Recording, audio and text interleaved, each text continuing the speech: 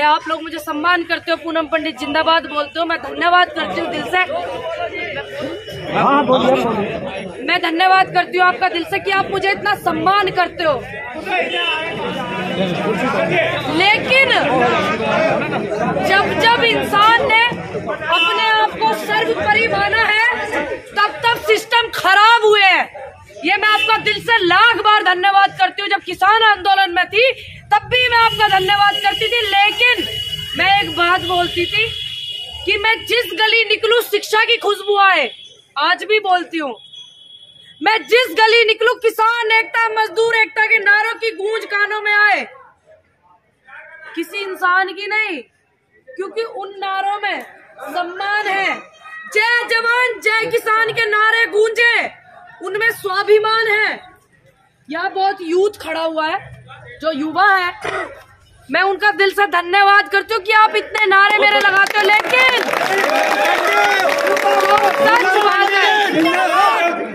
जो सच बात है, कभी किसी इंसान को इतनी ही अहमियत देना जितनी जरूरत है। बहुत बढ़िया। मैं बेटी हूँ आपकी, सम्मान देना चाहिए, लेकिन किसी नेता के जिंदाबाद के नारे मत लगाओ, क्योंकि वो तो अनपढ़ बना बना करके जिंदाबाद की भीड़ इकट्ठी कर रहे हैं। क्यों नहीं समझ रहे आप लोग? भीड़ इकट्ठी कर रहे हैं वो लोग। आपको, आपके जो आने वाले भविष्य, आपके बच्चों को अनपढ़ बनाया जा रहा है ताकि आप सिर्फ रैलियों में उनकी जिंदाबाद की भीड़ के नारे लगाएं, अधिकार ना मांगे। क्यों नहीं समझ रहे आप?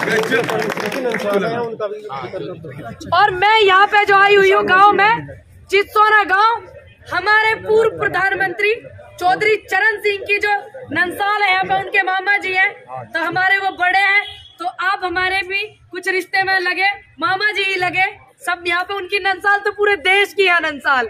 एक बार मैं उनको नमन करती हूँ हाथ जोड़ करके। और हमारे धर्मेंद्र भाई भी आए हुए, धर्मेंद्र सिरोही, हमारे पंडित जी, हमारे अंकल जी, बहुत सारे, दिखा दो भाई चेहरे बार बार, प्लीज दिखा दो सबके। और हमारे यहाँ गांव से हमारे बुजुर्ग, हमारे हमारे ब्लॉक अध्यक्ष पुष्पेंद्र नागर जी भी है।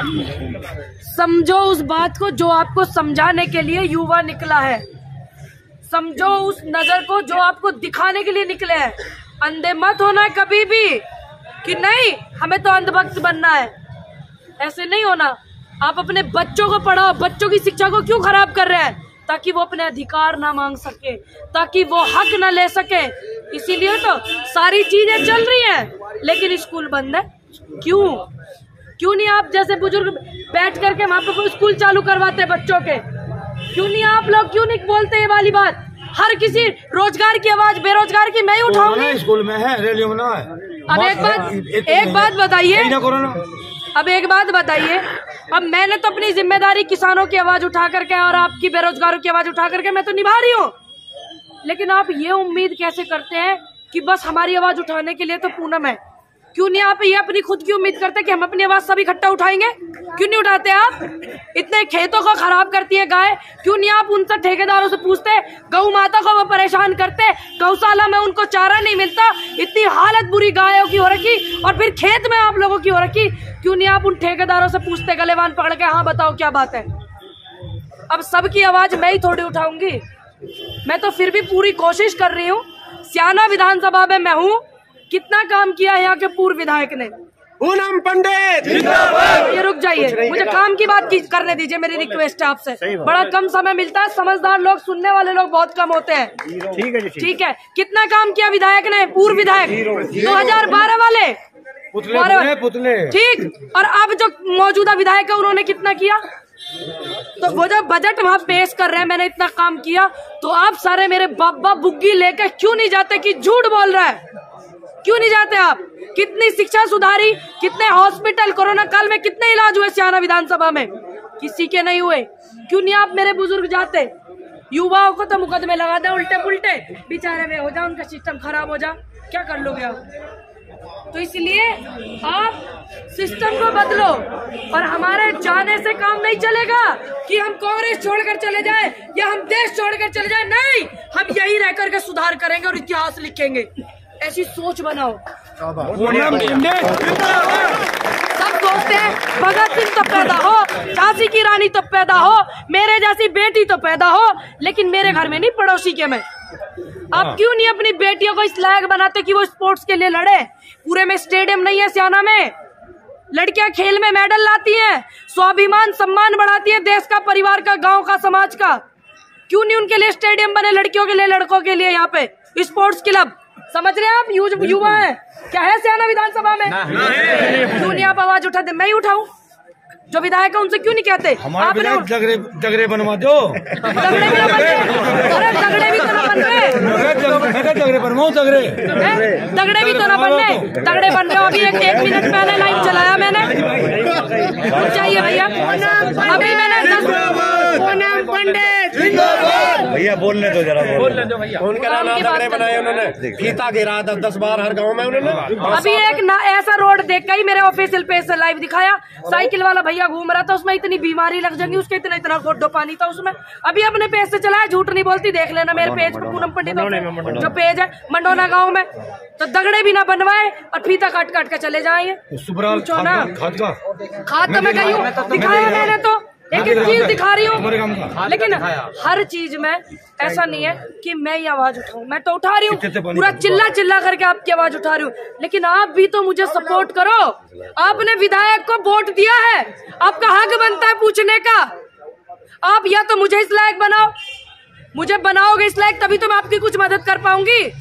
तो आप सभी से वोट लेने आई हूँ और ईमानदारी से बोलती हूँ कि हाँ वोट चाहिए, घुमा फिरा कर नहीं, ईमानदारी से बोलती हूँ कि वोट चाहिए। 30 साल से विकास रुका हुआ है सियाना विधानसभा का, जब से कांग्रेस गई है। तो वोट चाहिए, हक से चाहिए, आपको सपोर्ट करके आ रही हूँ और आगे भी करूंगी, इसलिए वोट चाहिए। इन युवाओं की आवाज आगे भी उठाएंगे, इसलिए वोट चाहिए, लड़के बनाएंगे। आगे बढ़े, पीछे ये मेरे भी हूँ, लड़ सकती हूँ। ये यहाँ पे मेरे चाचा जी हैं, मेरे पापा जी हैं। पापा जी आगे पूनम पंडित संघर्ष करो, पूनम पंडित संघर्ष करो, पूनम पंडित संघर्ष करो। आपकी सड़कें बनवाएंगे, आपके लिए आवाज उठाएंगे। जैसे मील में धरना दिया, गन्ने की ट्रैक्टर ट्रॉलियां 4-4 दिन तक खड़ी रहती हैं, गेहूं की खड़ी रहती है, उनके लिए धरना भी देंगे आपके लिए। तो इसलिए वोट चाहिए और हक से चाहिए और ईमानदारी से चाहिए। तो आप ईमानदारी से बताइएगा। आपका पूरा सम्मान लेके बॉर्डर से आई हूँ, पूरे किसानों का और तमाम उन बेटियों का सम्मान लेकर के आई हूँ। ईमानदारी से बताइएगा, ना तो मैं झूठ बोलती। और बाबा नमस्ते, मैं आशीर्वाद देना चाहते हैं।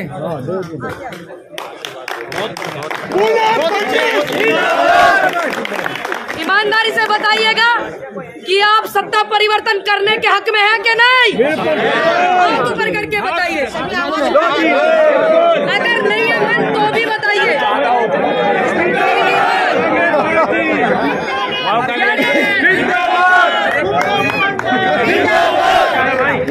खुला खेल फर्रुखाबादी, सीधा बोलती हूँ सीधा पूछूंगी।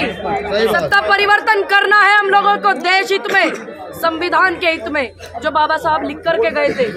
ये हमें संविधान पढ़ाने चले, ये हमें पाठ पढ़ावे राष्ट्रवाद का।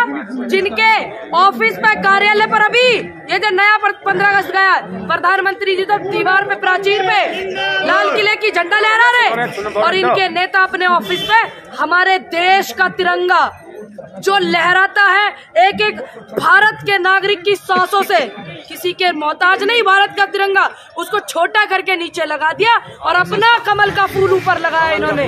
तो क्या भूल जाएंगे इस बात को कि हमारे तिरंगे को किस तरीके से इज्जत और सम्मान कर रहे हैं? अखंड ज्योति जलने वाली अमर जवान ज्योति, वासी के गांव में बहुत फौजियां इस गांव में भी है।